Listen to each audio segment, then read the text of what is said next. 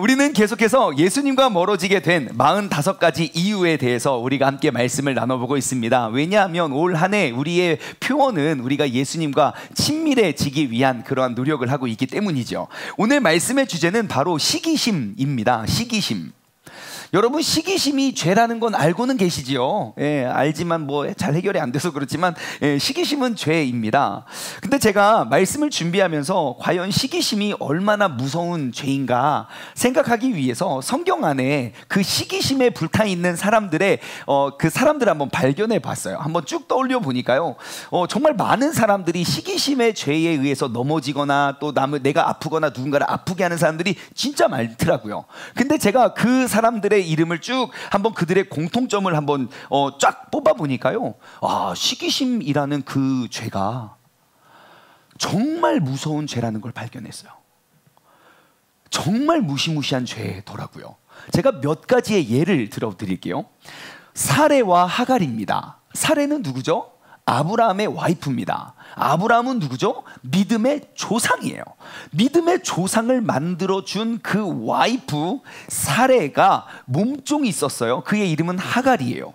근데 사레가 아이를 낳지 못하자 이렇게 명령을 해. 분명히 하나님의 약속이 있었는데 이제 너를 통하여 많은 민족을 낳을 거라고 하는데 아기가 안 생기는 거예요. 60이 돼도 65이 돼도 70이 돼도 아기가 안 생기는 거예요. 그래가지고 남편에게 명령을 하죠. 내가 아기를 낳긴 글렀어요. 나 이제 늦은 것 같아요. 당신이 가서 나와요. 그러면서 내가 어떻게 내 몸종 하갈 있잖아요. 하갈. 그래서 하갈 보내요. 분명히 하나님은 누구를 통해서 아기를 준다고 했는데, 예, 아브라함과 사레를 통해서 역시 하나님 위에 마누님 말씀이 계셨어요.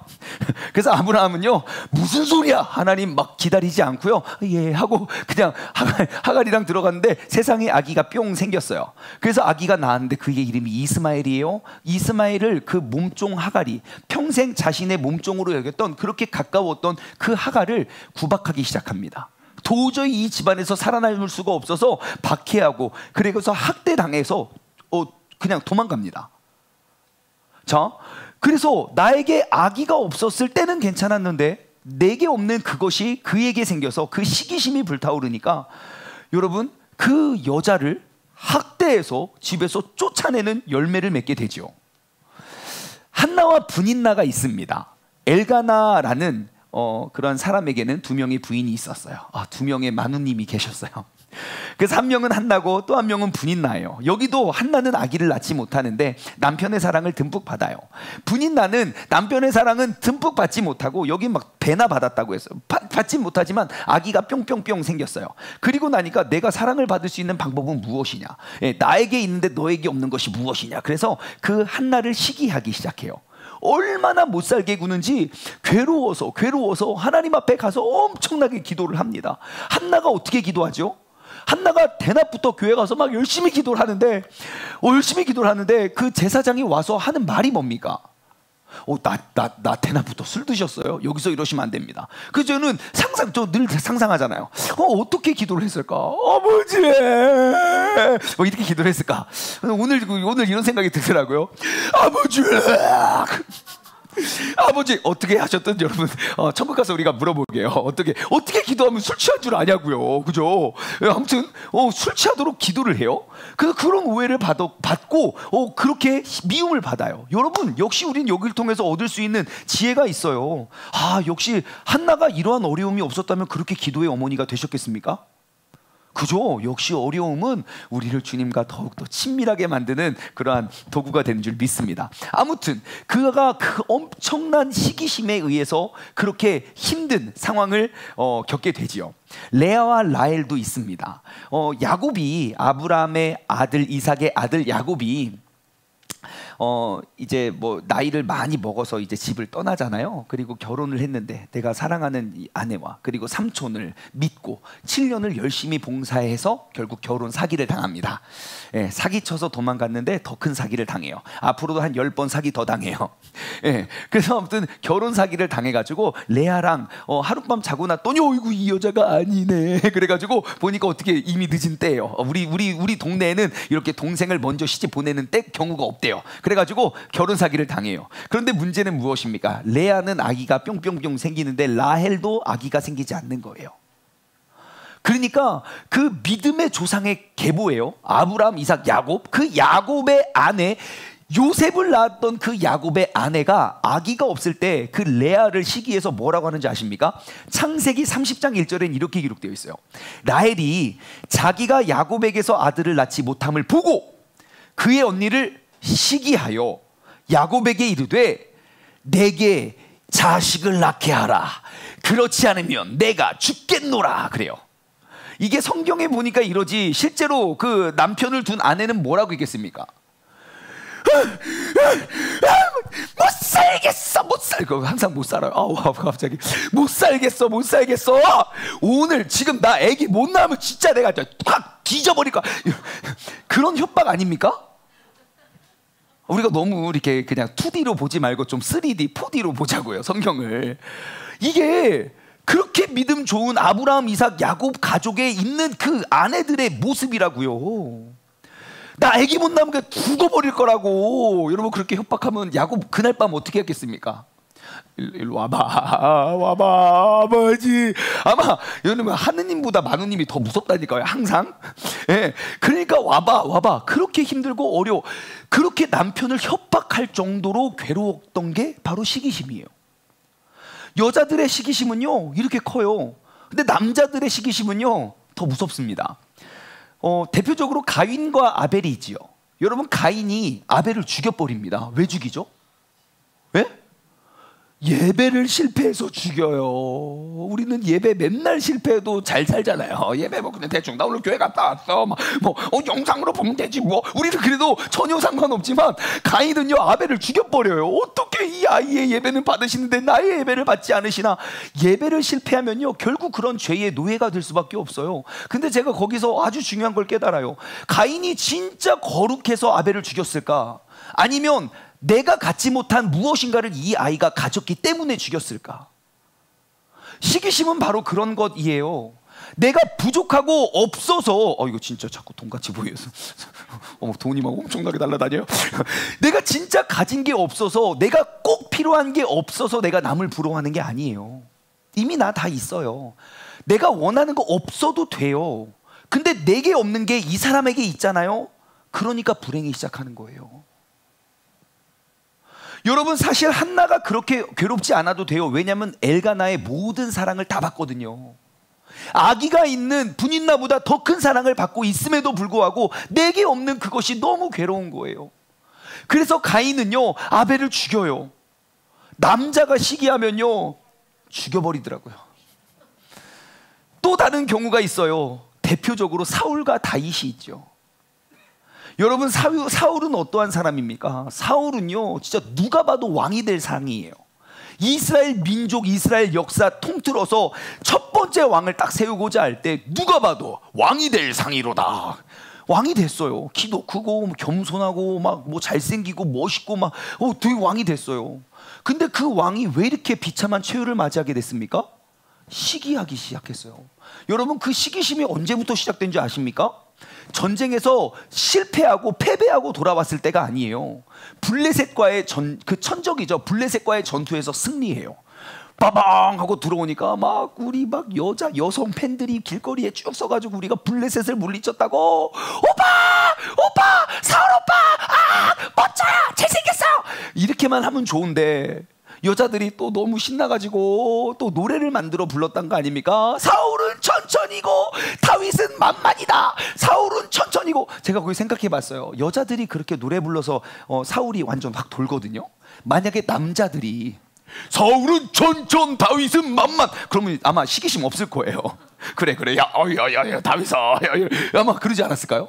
여자들이 사울은 천천히요 다윗은 만만이라. 거기서 남자의 시기심이 발동해요. 어떻게 합니까? 그렇게 누가 봐도 왕이 될 멋진 사람이 죽는 그 순간까지 3,000명의 군대를 이끌고 그 다윗 한 명. 다윗은 또 어떤 사람입니까? 나면서부터 그냥 자식 취급도 못 받았던 사람이에요. 사무엘 선지자가 그 집에 방문할 때, 내가 그 집 방문할 때 그러니까 아이들 다 모아놓으세요. 그 아이들 속에 끼지도 못했던 사람이에요. 양치고 막 돌 던지고 뿅 맞췄지 막 그러고 그렇게 사람 취급조차 받지 못했던 사람인데 그 사울이 다윗을 시기할 이유가 뭐가 있습니까? 하지만 그 마음속에 그 시기심의 죄가 심겨지니까 내가 누군가를 죽이든지 아니면 내가 결국 칼을 거꾸로 세우고 스스로 목숨을 끊어버리는 그 사건으로 인해서 그 시기의 모든 시기심이 거기서 그쳐졌다는 거예요. 여러분, 시기심은 이토록 무서운 죄입니다. 시기심이 무서운, 제가 몇 가지 이유를 찾아봤는데요. 시기심이 진짜 무섭다고 느끼는 첫 번째 이유는 가족 혹은 가족과 같은 사람을 일순간 원수로 만들어 버리기 때문이에요. 여러분, 시기심은요 가까운 사람에게만 느낍니다. 멀리 있는 사람들은 시기심이 느껴지지가 않아요. 여러분, 연예인들이 집 샀다고 하면 배 아픕니까? 쟤는 어떻게 집을 사고, 절대 그렇지 않아요. 야, 돈 벌었나 보다 막 이게. 예. 여러분, 김연아가 결혼하는데 우리 남자들 배 아픕니까? 아니요, 그냥 모르는 사람이에요. 그냥 결혼하거나 말거나, 와 좋은 사람이다, 와 목사님 아들이래, 와 목소리가 엄청 좋대, 와 부럽다 멋있다 하고 말아요. 내가 그것 때문에 밤잠을 새며 어떻게 나를 만나지 아니하고, 누구도 그러지 않는다고요. 그 남 일이니까 그래요. 그런데 여러분, 옛말에 그런 말이 있어요. 사촌이 땅을 사면 배가 아파요. 배가 아파요. 남은애 집 그냥 아파트 당첨되면 그냥, 그런데 우리 가까운 누구도 되고 누구도 되는데 나만 안 되면 그날부터 잠이 안 와요. 여러분, 지금도 얼마나 많은 그 거래들이 이루어지고 있겠습니까? 하지만 하나도 관심이 없어요. 다만 우리 형제, 우리 가족들, 누가 샀냐 팔았냐, 누가 더 큰 걸 샀냐, 누가 더 작은 걸 샀냐, 거기에만 온통 관심이 다 있어요. 여러분, 내 형제가 갑자기 땅을 사면요 아무 이유 없이 그냥 서운하고 화가 납니다. 괜히 남편 탓해요. 인간은 뭐지? 왜 잘못한 거 하나도 없어요. 그냥 마음이 아픈 거예요. 괜히 내 가족 중에 누가 차를 사면 내 차가 더 작아 보이고, 우리 친척 중에 누가 큰 집으로 이사 가면 괜히 우리 집이 더 좁아 보이고, 뭔가 나는 이전이나 지금이나 똑같은데 그냥 괜히 불행해져요. 왜요? 시기심 때문에.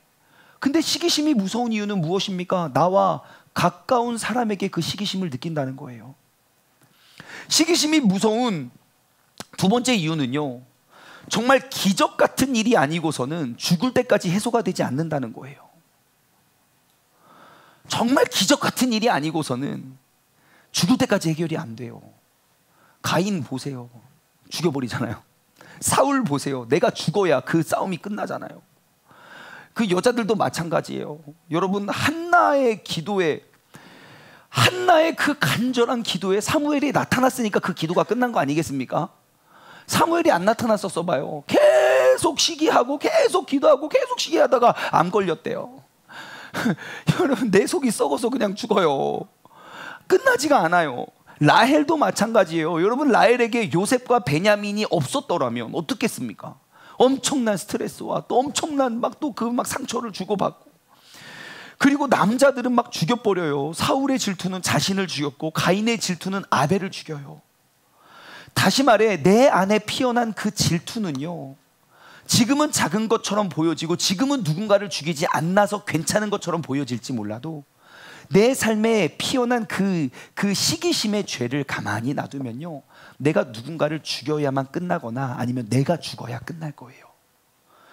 그래서 아주 큰 기적과 같은 일이 벌어지기 전까지는 해소가 되지 않아요. 그럼 우리가 그 시기심의 죄가 내 안에 딱 심겨졌을 때 우리가 어떻게 대처해야 될까요? 오늘 그 말씀을 통해서 우리가 그 지혜를 얻길 소망합니다. 시기심이 진짜 무서운 죄인 세 번째 이유는요, 언제 그리고 누구에게 찾아오게 될지 모른다는 거예요. 그걸 반대로 말하잖아요. 언제든지 누구에게든지 그 시기심의 죄악이 심겨질 수 있다는 거예요. 혹시 여러분 삶을 통해서 내가 그 시기심 때문에 상처를 받았거나 혹은 상처를 주었던 경험을 하신 분들이 계실 거예요. 손들어 보지 않을 거예요. 네. 크든 작든 있을 거예요. 하지만 그런 사람도 있어요. 내가 살면서 난 누구도 부럽지가 않아. 네가 집을 사든 땅을 사든 내가 뭘 팔든 난 부럽지가 않아. 그냥 네가 더 행복하겠니? 내가 더 행복하겠니? 부럽지가 않아 하시는 분들 계십니다. 그렇죠? 그런 분들 저는 시기심과 별로 상관없어요. 반짝반짝 한번 반짝반짝. 몇 분 계시네. 내리시고. 예, 있어요 이런 분들. 그럼 이런 분들에 대해서는 오늘 말씀이 해당이 안 될까요? 절대 그렇지 않습니다. 왜냐? 언제 누구에게 찾아갈지 모르기 때문이에요. 내가 지금까지는 그 시기심에 불타지 않았을 뿐이지 내가 그 시기심에 타겟이 될 수도 있다는 거예요. 하지만 내가 그 시기심에 타겟이 되면, 내가 그 죄에 넘어지면, 그러면 그 일순간 그 작은 죄가 엄청난, 사울이 그렇게 될 줄 누가 알았겠냐고요. 그리고 나서 이 시기심에 불타서 괴로운 인생을 살았던 사람들을 다시 들어보니까 엄청난 사람들이에요. 이스라엘 모든 역사의 초대왕. 시기심 때문에 인생을 망쳐요. 아담과 하와, 하나님께서 친히 창조하신 아담과 하와의 첫째 장남, 시기심에 불타서 동생을 죽여버리는 살인자가 된다고요. 믿음의 조상인 아브라함의 아내, 보통 분들이 아니에요. 그 사람들이 뭐 믿음이 약해서 내가 너무 관심이 없어서 그렇게 시기심에 휩싸였겠습니까? 아니에요. 누구라도 언제라도 우리는 이 시기심에 의해서 넘어지는 사람이 될 수가 있다는 거예요. 그래서 여러분, 우리가 이 시기심을 우리가 잘 경계해야 돼요. 지금 내 안에 있는 그 시기심이 아마 지금도 나를 죽이거나 누군가에게 상처를 주고 있을지도 몰라요.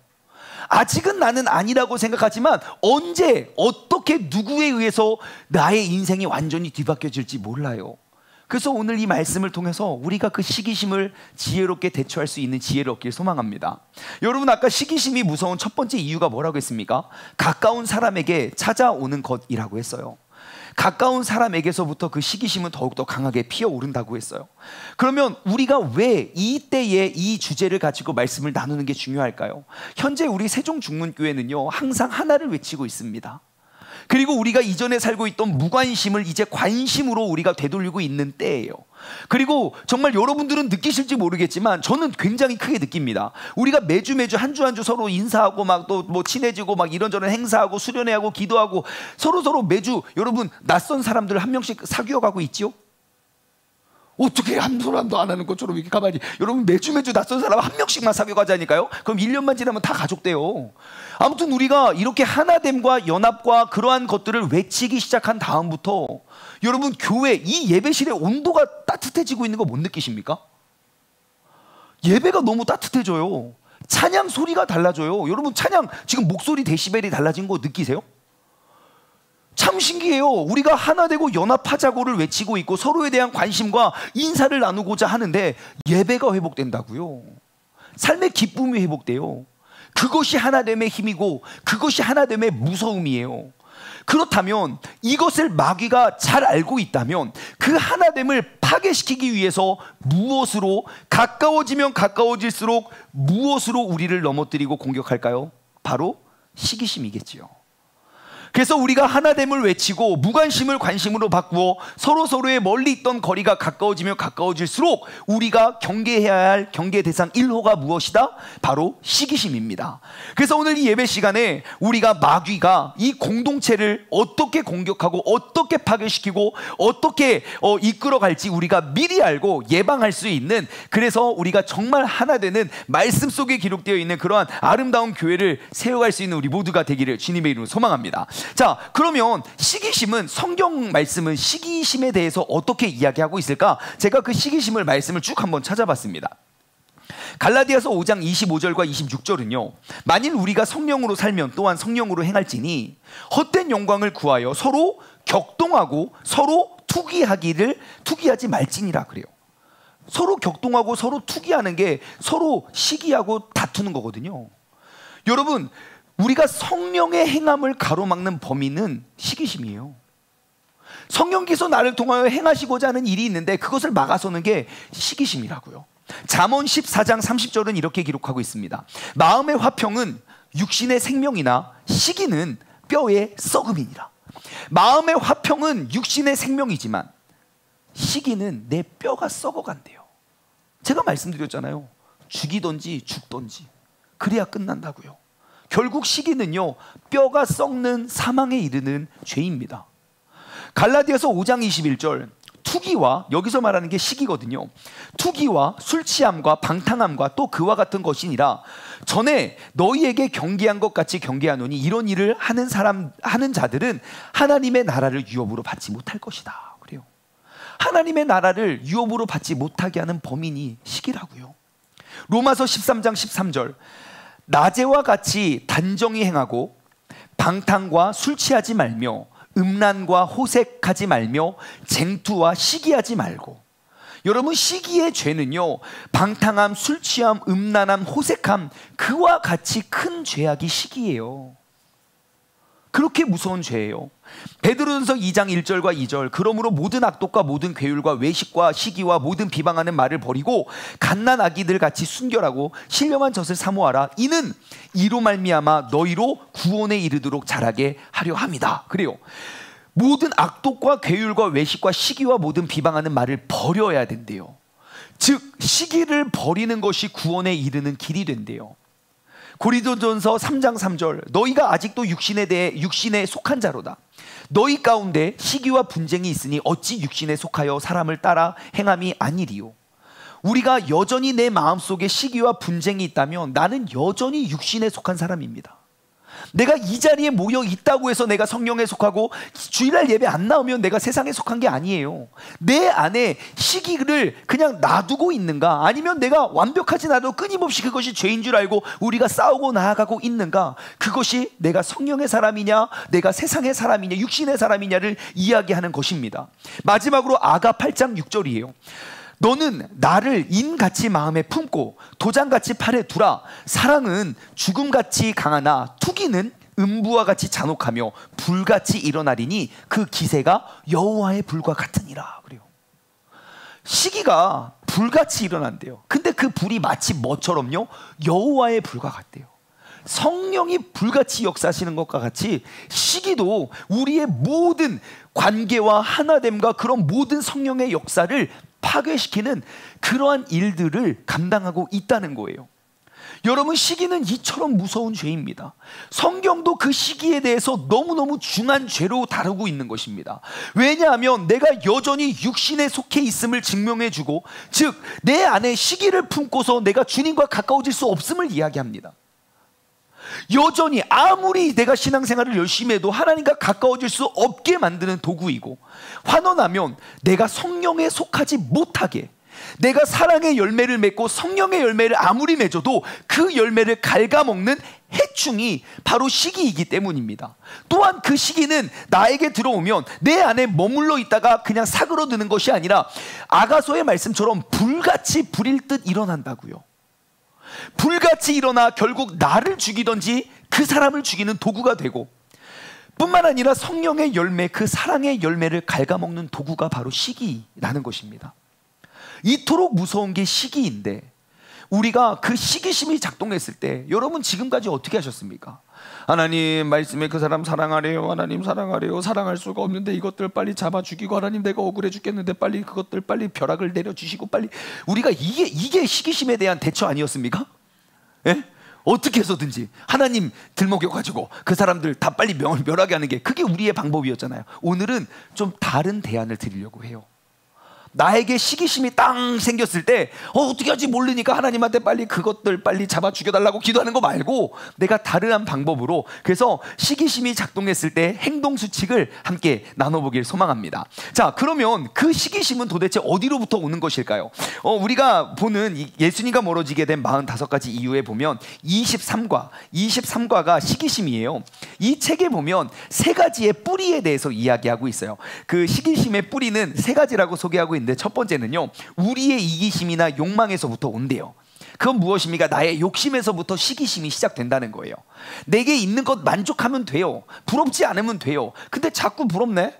나 분명히 20년 전보다 좋은 집에 살고 있는데 옆집 보니까 더 부럽네. 그 나의 욕심과 나의 욕망이 나를 더욱더 시기하게 만든다는 거예요. 성공주의, 우월주의, 그런 모든 것들에서부터 시기가 시작된대요. 그리고 시기심의 2번째 뿌리는요, 하나님을 믿지 않는 불신에서부터 온대요. 바로 그런 거죠. 하나님은 왜 이렇게 불공평하신 거야? 왜 하나님은 모든 은혜와 사랑을 저 특별한 사람에게만 다 부어주셨지? 왜 나는 그 은혜의 콩고물로 만든 거야? 저 사람은 키도 크고 얼굴도 잘생겼고 돈도 많고 집안도 빵빵하고 모든 것들이 완벽해. 하나님은 역시 불공평해. 라는 하나님에 대한 불신. 혹은 같이 기도를 해요. 한 사람은 응답을 받았는데 한 사람은 응답을 받지 못했어요. 그럼 거기서 또 시기가 시작돼요. 왜 하나님은 저 사람만 사랑하시나? 내가 보니까 저것들은 앞에서만 이러고 뒤에서는 거시기한데 왜 하나님은 자꾸 나에게는 은혜와 선물을 주시지 않는 거야? 근데 그 시기심은요, 성령의 열매에서도 맺혀져요. 성령님께서 은사를 주실 땐 이 사람에게 은사 주시면 할렐루야 아멘, 저 사람에게 은사 할렐루야 아멘. 근데 우리나라 사람들은요, 모든 은사를 내가 다 받아야 돼요. 모든 은사를 다 누리기 전까지 만족할 수 없어요. 그러니 하나님과 가까워질 수가 없지요. 그러니 다른 사람을 인정할 수가 없고요. 시기심이 어디서부터 오냐고요? 하나님을 믿지 않는 그런 불신에서부터 온대요. 그리고 세 번째, 시기심의 세 번째 뿌리는 감사하지 않는 마음입니다. 저는 여기에 오늘 집중을 하고 싶어요. 여러분, 시기심이 만약에 어둠이라면 그 어둠을 물리치는 빛이 무엇이냐면 바로 그게 감사입니다.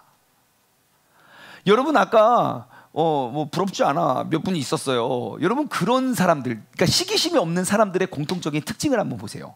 되게 감사하는 사람입니다. 매 순간 감사할 줄 아는 사람이에요. 그냥 만족하고 감사하고 기쁘고 행복하고 막 괜찮아 뭐 괜찮아 뭐 어떻게 되겠지 뭐 이렇게 그런 사람들이, 감사를 많이 고백하는 사람들이 시기로부터 멉니다. 반대로요, 굉장히 큰 시기에 사로잡혀 있는 사람들을 보십시오. 그의 입에서, 그의 말과 행동에서 미소와 감사가 얼만큼 나오는지요. 그래서 우리가 시기심을 이겨낼 수 있는, 그 어둠을 해칠 수 있는, 물러서게 할 수 있는 그러한 것이 바로 감사예요. 반대로 시기심의 세 번째 뿌리는 감사하지 않는 마음이에요. 그렇다면 이제 우리가 이 시기의 죄를 우리가 딱 내 안에 피어났을 때 우리가 어떻게 대처하면 될까요? 우리가 말씀을 통해서 두 가지의 비법을 함께 발견하길 소망합니다. 오늘 본문 말씀 13절이에요. 야고보서 3장 13절 말씀 보면요, 이것은 시기가 일어났을 때 그 전제 조건입니다. 자, 너희 중에 지혜와 총명이 있는 자가 누구냐? 그는 선행으로 말미암아 지혜의 온유함으로 그 행함을 보일지리라. 자, 우리가 지혜자고 총명 있는 자라면 우리가 어떠한 상황에 처했을 때 우리가 지혜롭게 행동하래요. 지혜롭게 처신하래요. 자, 우리가 지혜와 총명이 있는 자는 무엇으로, 어떻게 하면 지혜로운 겁니까? 선행으로 말미암아 그의 지혜와 온유함으로 보여주래요. 자, 그러면 내 안에 그 시기의 죄가 막 일어났을 때 우리가 뭘로 그 불을 끄면 됩니까? 선행이에요.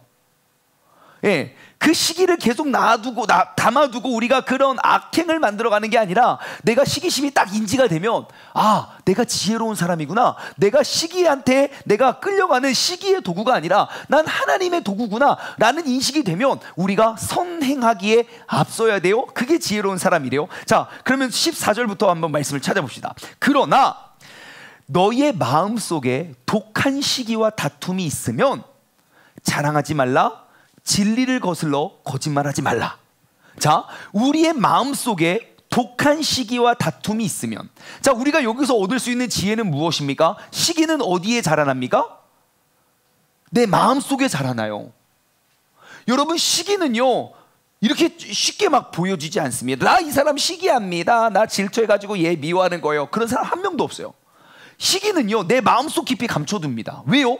내가 이 사람을 시기한다는 것을 밝혀내면 자존심이 상하거든요.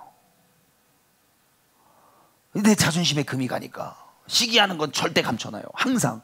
그래서 더 무서운 거예요. 마음속에 깊이 감춰져 있으니까요. 누군가에게 다 속여 말할 수 있어요. 누군가에게 다 바꾸어서 활용할 수 있어요. 그래서 오늘 본문 말씀 16절 보십시오. 시기와 다툼이 있는 곳에는 혼란과 모든 악한 일이 있다는 거예요. 내 마음속 깊이 시기를 담아두잖아요. 그러면 그것은 마음속에 깊이 담겨져 있기 때문에 그 모습으로 나타나지 않아요. 다른 모든 악으로 바꾸어서 표출해내요. 여러분, 다시 14절 말씀을 돌아볼게요. 너희 마음속에 독한 시기와 다툼이 있으면 우리가 조심할 게 있습니다. 뭘 조심하래요? 자랑하지 말고 거짓말하지 말래요. 예, 그리고 우리가 아까 말씀을 통해서 나눴죠. 시기가 내 안에 들어가면 불일 듯 일어난다고요. 금세 확산이 되고요. 불이 확 한번 나면요, 불이 한번 꺼져도 여러분 그 재가 없어지지가 않아요. 제가 얼마 전에 바베큐를 한번 했어요. 불을 이렇게 지피는, 제가 불 진짜 잘 붙이거든요. 맨날 캠프파이어 엄청 많이, 불 되게 잘 붙이는데 꽤 됐어요. 근데 아직도 머리만 감으면 탄내가 나요. 여러분 어떻게 하면 없앱니까? 제가 머리를 진짜 수십 번 감았거든요. 아직도 안 없었어요. 근데 오늘 아침에 제가 깨달았어요. 아, 원래 불난 집에 불을 아무리 빨리 끄고 아무리 청소를 해도 그 불냄새 6개월 가잖아요. 그래서 이거 다음에는 이게 수영 모자 쓰고 하려고요. 이게 냄새 아직도 탄내가 난다니까요. 그게 시기의 잔재예요. 시기가 나를 한번, 내가 그 시기에 의해서 불일 듯 한번 내가 타오르면요, 그것을 복구하고 회복하는데 너무너무 오랜 시간이 걸려요. 그렇기 때문에 시기가 내 안에 불이 팍팍팍 떠오를 때 우리는 그것을 지혜롭게 대처해야 돼요. 시기를 대처할 수 있는 지혜는 무엇입니까? 자랑하지 말고 거짓말하지 말래요. 뭘 조심하래요? 말을 조심하래요. 여러분, 시기를 다스리는 첫 번째 방법은요, 말을 조심해야 됩니다. 뭘 조심하라고요? 말을 조심해야 된다. 옆 사람에게 인사하세요. 말을 조심합시다. 시작. 예, 여러분, 우리가 말만 조심해도 그 불을 퍼뜨리지 않을 수 있어요. 우리가 시기심에 마음을 뺏기잖아요. 그럼 제일 먼저 그 우라통이 치밀어 오르면서 가장 먼저 나타나는 현상은 무엇입니까? 이 불평불만이 모든 모습으로 나타납니다. 여러분, 제가 말씀드렸죠. 아까 16절에 시기와 다툼이 있는 곳에는 혼란과 모든 악한 일이 있음이니라. 여러분, 그 시기 하나를 내 마음속 깊은 곳에 딱 심어두잖아요. 그러면 어떠한 열매가 맺혀지게 되냐면 이간질, 편가름, 비방과 험담, 조롱과 비웃음, 거짓말, 다툼과 불화, 반역, 분노, 불신앙과 낙심, 비웃음, 비판과 판단, 중상과 험담, 짜증과 신경질. 어디서 많이 들어본 거 아닙니까? 우리가 1년 내내 나눴던 설교의 제목들이에요. 예수님과 멀어지게 된 45가지 이유를 다 대면요, 우리 마음속에 그 시기심이 이러한 모든 죄를 만들어내는 그러한 힘이 된다고요. 그러므로 내 안에 있는 시기심을 여러분 가만히 놔두고 아이고 저거 언제 죽나, 여러분 이러고 있으면 안 된다는 거예요. 지혜롭게 대처해야 돼요. 그 시기심이 내 안에 떠오를 때 여러분, 입을 조심하십시오. 우리의 입이 그냥 나의 본능에 의해서 나오는 그런 말들을, 거짓말이나 그러한 말들을, 자랑하는 말을 하는 것이 아니라 우리가 그것을 주의해야 돼요. 어떻게 주의하면 됩니까? 아까 제가 말씀드린 거예요. 여러분, 내 안에 시기가 피어오를 때 그 시기를 끌 수 있는 말이 있어요. 그것이 바로 감사의 말이에요. 내게 없는 것 가지고 내가 불평불만하고 시기하는 것이 아니라, 왜 나는 없는 얘는 있어? 하고 우리가 화가 날 때마다 내게 있는 것을 감사하는 거예요. 여러분, 우리의 뇌가 하루에 몇 가지 기능을 하는지 아십니까? 엄청 많은 기능의 역할을 합니다. 내가 몰라서 그렇지 수만, 수천, 수백만 가지의 기능을 작동하고 있어요. 여러분, 그런 거에 대한 감사를 아십니까? 여러분, 눈이 깜빡여지는 거에 대해서 우리가 얼마나 감사한지 몰라요. 눈에 먼지가 가득한데 눈이 안 깜빡여져 봐요. 얼마나 괴로운지. 여러분, 눈이 자동으로 떠지는 게 감사하지 않습니까? 자동으로 감겨져 봐요. 그렇게 손으로 올려야 돼요. 감아지면 올려주고. 뭐 하는 거야? 지금 눈 뜨고 있잖아. 여러분, 얼마나 감사한 일이에요. 우리가 감사를 찾으면요, 하루에 얼마나 많이 감사한 일들이 있는지 몰라요. 하지만 그 속에 시기가 들어가면요, 아무것도 감사할 것이 없어요. 내 입은 불평과 불만의 도구가 돼요. 아무리 옆에서 이야기해줘도 이미 내 마음과 내 말을 뺏기면요, 더욱더 많은 불을 내는 것밖에 되지 않아요. 여러분, 내 안에 시기가 잡히면, 여러분 발견한다면 여러분 감사를 고백하십시오. 하루에 몇 개씩 감사하면 좋겠습니까? 뭐 2개, 3개 이러면 안 됩니다, 여러분. 예, 불평불만 하는 만큼 감사하시면 돼요. 하루에 200개도 좋고요, 300개도 좋습니다. 제가 가까이 지내는 분이 진짜 그렇게 했어요. 마음에 있는 너무 그 원망과 그것들이 사라지지 않아서 하루에 매일매일 감사 제목 200가지씩 썼어요. 여러분 매일매일 감사할 게 200개가 있다니까요. 우리가 시기에 그 질투에 내가 마음을 뺏겨서 감사가 안 보이는 것이지, 내게 주어진 그 감사, 내가 누리고 있는 감사로 여러분 그 시기의 불을 끄시기 바랍니다. 내가 시기가 감지된다면 첫 번째 뭘 하라고요? 감사의 말을 하십시오. 두 번째, 시기심을 이겨낼 두 번째 방법, 17절과 18절인데요 화평의 행위입니다. 뭐라고요? 화평의 행위. 제가 말씀을 한번 읽어드릴게요. 17절과 18절. 자, 우리는 지혜로운 자가 돼야 돼요. 지혜와 총명이 있는 자. 우리가 시기가 일어났을 때도 우리는 지혜롭게 행동해야 돼요. 자, 그러면 그것이 무엇이냐? 17절, 오직 위로부터 난 지혜는, 자 13절에 말하는 그 지혜가 여기 나오죠. 첫 번째 성결하고요, 다음에 화평하고요, 그 다음에 관용하고 양순하고 긍휼하고 선한 열매가 가득하고 판결과 거짓이 없대요. 그리고 18절, 화평하게 하는 자들은 화평으로 심어 의의 열매를 거둔대요. 세상에 어떻게 해야 되는 건 알겠는데 이 단어가 뭔지 모르겠어요. 여러분, 관용이 뭡니까? 경수야, 관용이 뭐니? 이거야? 그래요. 오케이. 양순은 뭐예요? 양순? 너무 어려워요. 그래서 제가 너무 어려워서 영어 성경을 보니까 훨씬 쉬워졌어요. 어려울 땐 영어 성경을 보십시오. 자, 성결이 뭐냐면 피스예요. 하고죠. 성결. 하늘로부터 오는 지혜. 내 안에 막 질투심이 일어날 때 뭐라고요? 성결. 평안하래요. 평안을 쫓으래요. 화평은 무엇이냐? peace of이에요. 그러니까 평화적인, 비폭력적인. 그러니까 내가 마음에 딱 시기가 딱 감지가 되면 내가 어디를 쫓아가야 되는 줄 아시겠죠? 막 싸움을 쫓아가는 것이 아니라 평화를 향해 가야 돼요. 관용, 영어로는요, 관용 어렵잖아요. 영어로는 젠틀이에요. 젠틀. 예, 온화하고 순화하고 조용하고, 예, 신사적이고. 양순, open the reason이에요. 그러니까 그것을 받아들이는 거예요. 상황을 그냥 받아들이는 거예요. 그냥 내가 막 이렇게 내치고 막 거부하는 게 아니라 그냥 받아들이고 수용하고 따르는 것. 그리고 긍휼과 선한 열매, 이건 알 것 같아요. 우리가 긍휼하고 자비를 베풀고 선한 열매들을 맺는 것. 편견과 거짓이 없음, 우리가 공정하고 진실되게 행하는 것. 우리가 그러한 지혜로운 행동으로 우리가 그 시기와 질투의 불을 끄래요. 그래서 제가 17절과 18절 보면 화평이라는 단어가 3번이나 반복됐더라고요. 화평하게 하는 자들은 화평으로 심어 의의 열매를 거두라. 그럼 화평이 도대체 뭔가 하고 찾아봤어요. 화평을 헬라어 언어 성경으로 찾아보니까 헬라어로 에이레네라는 단어예요. 에이레네. 예, 그래서 저는 옛날에 이거 공부할 때 애를 이렇게 달래고 얼레면 평화가 찾아온다. 그래서 제가 그렇게 외웠거든요. 에이레네, 피스, 이렇게 옛날에 그렇게 외웠는데, 자, 아무튼 에이레네의 뜻은요, 화평, 하나가 됨, 고유, 안식, 다시 하나가 되다. 다시 말해, 우리가요, 시기가 불타오를 때 우리의 지금까지의 대안은 그로부터 떨어지는 것이었어요. 분리가 평화를 유지하는 거였어요. 하지만 말씀은 이야기해요. 화평이 그 시기와 질투를 이기는 거래요. 즉 다시 하나가 되고 다시 연합하고 서로 협력하는 것으로 우리가 그 시기와 다툼을 이겨내야 된다는 거예요. 그 제가 이 에이레네라는 단어가 어디에 또 쓰여졌나 봤더니 로마서 1장 7절에 쓰여졌더라고요. 로마에서 하나님의 사랑하심을 받고 성도로 부르심을 받은 모든 자에게, 자 여러분, 로마에서 하나님의 사랑하심을 받고 성도로 부르심을 받은 자, 지금 네로 박해가 아주 극심하게 있을 때 로마에 있는 성도들에게 쓴 편지가 로마서거든요.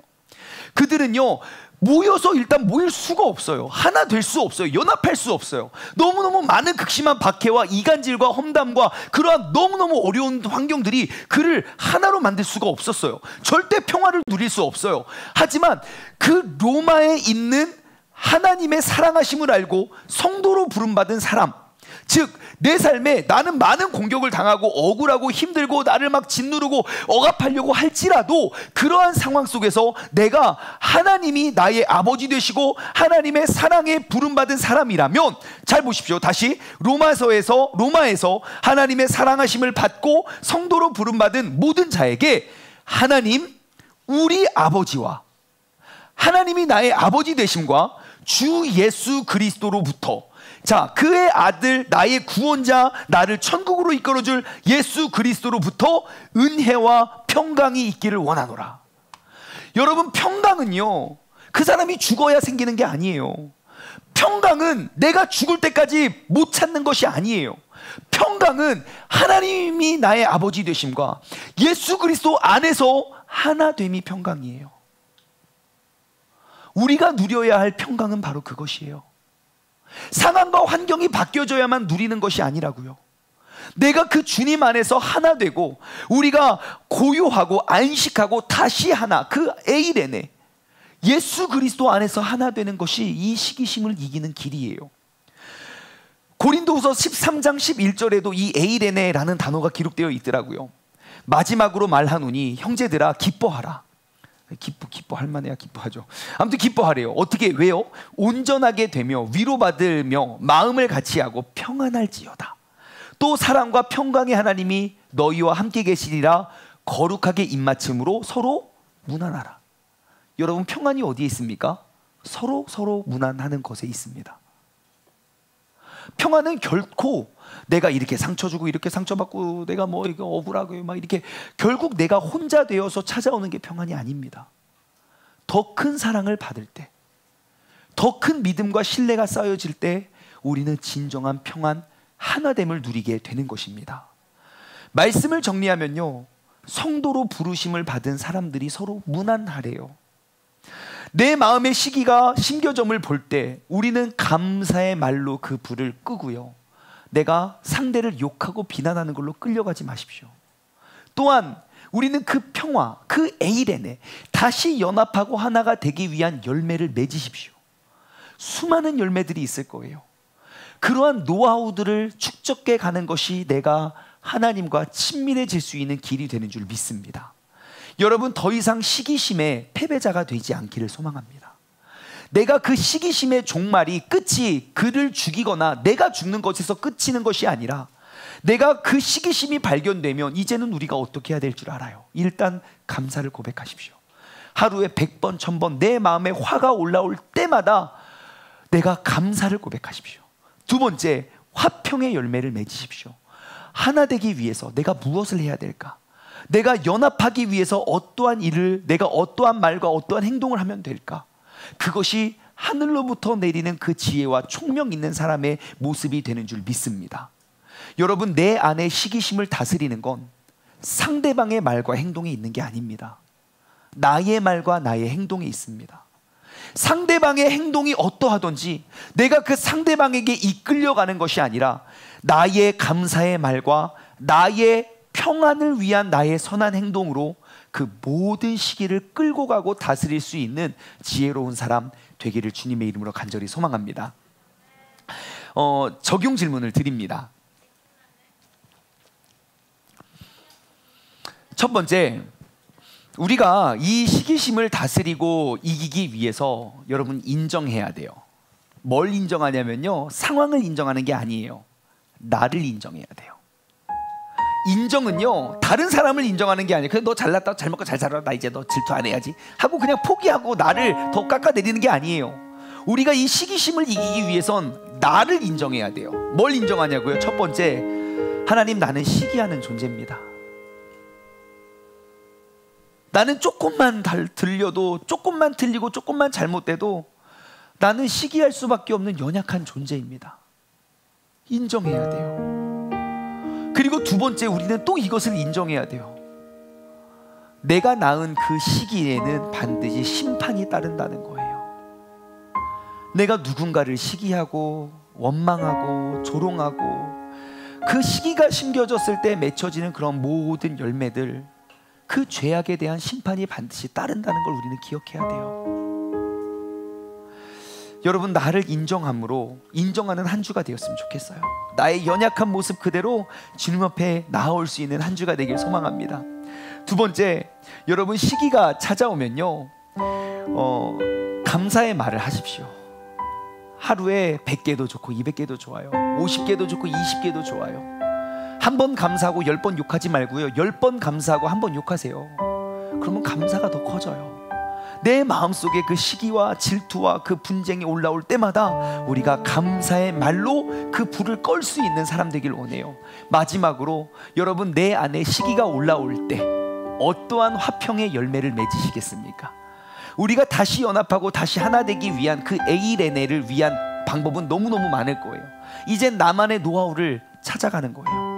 내가 그냥 그것에 의해서 평생 끌려가거나 평생 내가 다스림을 당하는 것이 아니라 이제 나만의 노하우, 내가 어떠한 화평을 위한 나의 선한 행동과 선한 열매를 내가 어떻게 함으로 그러한 시기심의 그런 분노와 시기심의 그 아픔으로 내가 벗어날 수 있을지 공동체 속에서 우리가 그런 나만의 노하우를 발견하길 소망합니다. 오늘 말씀을 맺으며 우리가 이 찬양 고백했으면 좋겠어요. 얼마 전에도 불렀던 찬양인데요, 내 영혼의 극히 깊은 데서 이제는 맑은 가락이 울려 퍼집니다. 하늘의 곡조가 언제나 흘러나와 내 영혼을 고이 쌉니다. 그때 나타나는 현상, 평화로다. 그 평화는 하늘 위에서 내려옵니다. 그의 사랑의 물결이 영원토록 나의 영혼을 덮을 것입니다. 내가 미워하고 싫어하는 그 원수가 없어져야 내게 평안이 찾아오는 것이 아니라, 아니면 내가 정말 아파서 죽어야만 그 평안이 이루어지는 것이 아니라, 하늘로부터 내려오는 그 예수님과의 에이레네, 주님과 하나됨으로 나는 참 평안을 누릴 수 있는 사람이 되는 것입니다. 이 찬양 고백하며 우리가 기도의 자리로 나아가길 소망합니다.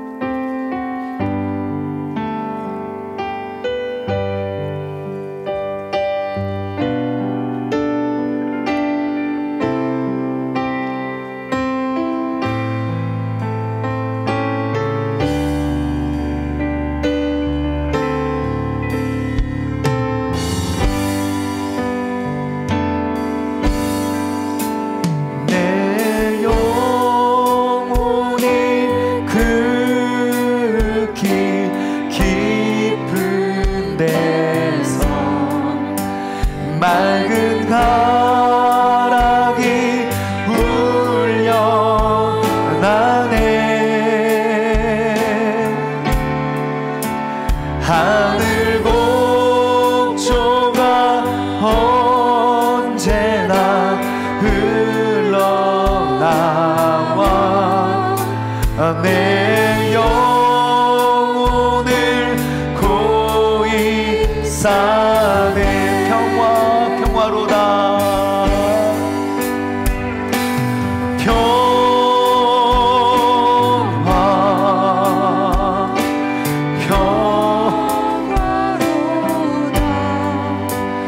하늘 위에서 내려오네.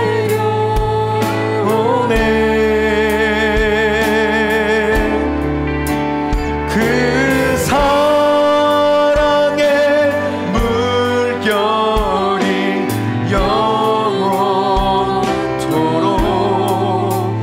내 영혼을 덮으소서. 우리 3절로 고백하겠습니다. 내 영혼의 평화가 넘쳐남은, 내 영혼의 평화가 넘쳐나는 주의 뜻만을 알리리라. 내가 주야로 주님과 함께 있어.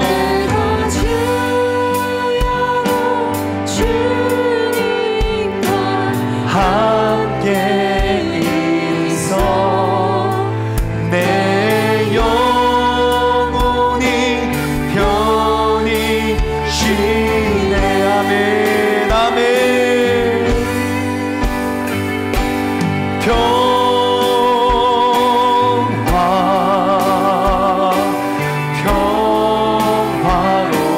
평화로라.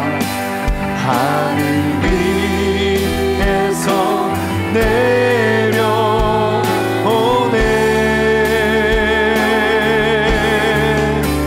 그 사랑의 물결이 영원토록 내 영혼을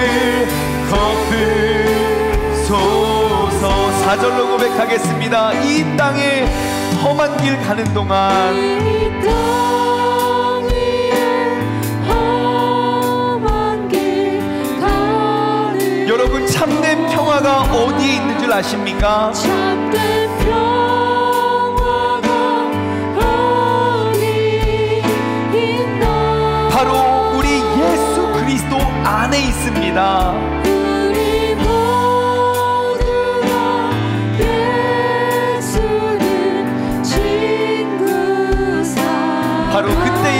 평화를 누립니다.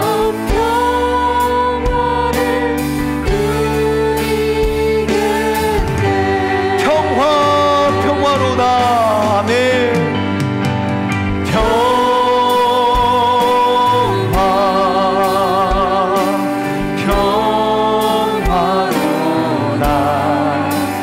하늘 위에서 내려오네.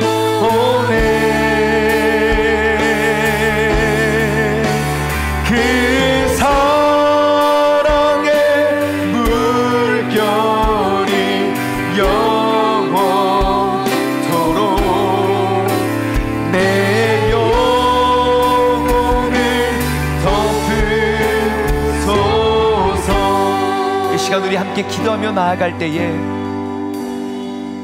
주님께 그 참 평안을 구하길 소망합니다. 그 모든 환경과 그 대상과 상황이 바뀌고 그들이 없어져야만 내가 평안을 누리는 것이 아닙니다. 내가 예수님과 가까워지면 평안이 찾아옵니다. 내 안에 두려움과 아픔과 그러한 어려움과 상처가 두렵고 크게 다가오는 이유는 그 문제가 커서가 아니라 주님이 멀리 계셔서입니다. 주님, 내가 주님과 에이레네 다시 하나됨과 연합함을 통하여 이 시간 내 안에 그 참 평안이 임하게 해달라고 우리 다 같이 주님의 이름을 힘차게 한번 부르짖고 합심하여 기도하며 나아가겠습니다. 주여, 아버지 하나님, 주님의 평안이 이 시간 우리의 마음과 우리의 생각 가운데, 우리의 삶 가운데 아버지 임하길 소망합니다. 아버지 하나님, 지금까지 내 안에 영원히 사라지지 않는 그러한 시기심에 의한 아버지 그런 분노와 질투와 아버지 그 억울함과 아버지 그 피해 의식과 아버지 그런 모든 상처와 아픔들을 아버지 하나님, 내가 참 환경이 바뀜으로 내가 평안을 누리는 것이 아니라 내가 예수 그리스도와 가까이 나아감으로 주님과 에이레네 다시 화평을 이루고 다시 연합하고 다시 하나 되고 다시 아버지 주님과 친밀함을 통하여 그 참 평안을 누릴 수 있는 우리 모두가 될 수 있도록 주님께서 역사하여 주시옵소서. 아버지 하나님, 이제 이 시간 이 자리에서부터 아버지 우리가 내 마음의 그 시기심과 질투와 분노와 그 화가 일어날 때에 아버지 하나님, 내가 감사의 말을 고백하며 아버지 하나님, 내가 그 평화의 열매를 맺어가길 소망합니다.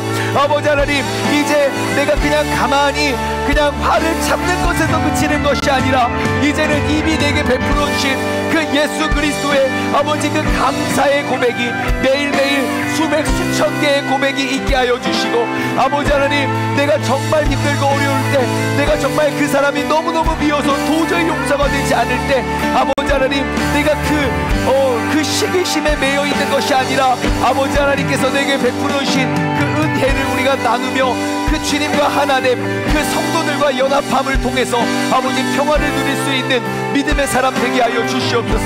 아버지 하나님, 이제는 더 이상 우리 세종중문교회가 아버지 하나님 그 시기심에 의해서 끌려가는 그러한 교회가 되는 것이 아니라 아버지 하나님, 주님께서 허락하시는 그러한 평화를 누릴 수 있는 교회가 되길 소망합니다. 아버지 하나님, 우리의 성도가 성도들 간에 더욱더 가까워지고 친밀해지면 칠수록 마귀는 우리에게 그 시기심을 집어넣어 우리의 공동체를 파괴시키려 할 거지만 아버지 하나님, 이제는 우리가 하늘로부터 내려주는 그 신령한 지혜와 그 총명함으로 우리가 감사를 고백하며 우리가 평화를 누리며 나아갈 수 있는 믿음의 사람 되게 하여 주시옵소서. 아버지 하나님께서 아버지 우리에게 베풀어 주시는 그 참 평안, 아버지 우리가 그 평안을 누리며 우리가 살아가고 나아갈 수 있는 믿음의 자녀들 되게 하여 주시고 아버지 그 사랑의 아버지 물결이 지금 이 시간 예배드린 우리의 모든 사람들의 아버지 마음 가운데 임하여 아버지 하나님, 우리가 참 평안과 기쁨으로 우리가 해낼 수 있는 믿음의 자녀들 될 수 있도록 주님께서 역사하여 주시고 주님께서 함께하여 주시고 주님께서 인도하여 주옵소서. 하나님 아버지, 감사합니다. 지금껏 내가 이렇게 마음이 아프고 지금껏 내가 용서하지 못하고 사랑할 수 없고 그리고 너무너무 많은 화와 분노가 치밀어 오르는데 그것에 의해서 내가 아프고 또 누군가를 아프게 하는 이러한 시기심의 그러한 열매들로부터 이제는 내가 다스릴 수 있는 지혜를 얻길 소망합니다. 내가 하나님 앞에 나와 그 사랑을 이야기하고 내가 하나님 앞에 나와서 성령의 열매를 이야기해도 그 사랑의 열매를 갉아먹는 그 해충과 같은 존재가 시기심이고, 그 성령의 은사를 받았지만 그 은사가 열매가 맺혀지지 못하게 그것을 갉아먹는 해충이 바로 시기심임을 우리가 인지하고, 하나님, 오늘 이 시간 내가 시기심이 내 안에 일어날 때마다 내가 감사를 고백하며, 시기심이 일어날 때마다 내가 예수 그리스도와 하나 되고 주님께서 맺으신 아름다운 신앙 공동체 속에서 우리가 연합과 하나를 이루어 아버지 하나님께서 기뻐하시는 그러한 온전하신 그러한 삶의 거룩한 백성이 되게 하여 주시옵소서. 이제는 우리 주 예수 그리스도의 은혜와 아버지 하나님의 무한하신 사랑하심과 성령님의 교통하심이 내 삶에, 내 마음속 깊은 곳에 시기심의 죄악이 뿌리 내리고자 할 때에 우리가 감사의 말과 우리가 예수님과의 그 참 평화를 누려 우리가 모든 시기심을 다스리길 소망하는 사랑하는 우리 세종중문 가족들 머리 위에, 그리고 지금 이 영상을 통해 예배드리는 모든 사람들 머리 위에 이제로부터 영원토록 함께 하시길 간절히 축원하옵나이다. 아멘.